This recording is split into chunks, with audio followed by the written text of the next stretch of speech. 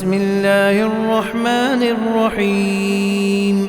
ألم تر كيف فعل ربك بأصحاب الفيل ألم يجعل كيدهم في تضليل وأرسل عليهم طيرا أبابيل ترميهم بحجارة من سجيل فجعلهم كعصف مأكول بسم الله الرحمن الرحيم لإيلاف قريش إيلافهم رحلة الشتاء والصيف فليعبدوا رب هذا البيت الذي أطعمهم من جوع وآمنهم من خوف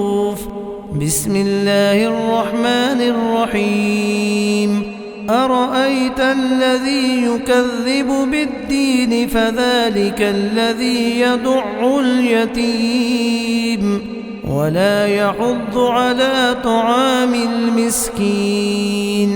فويل للمصلين الذين هم عن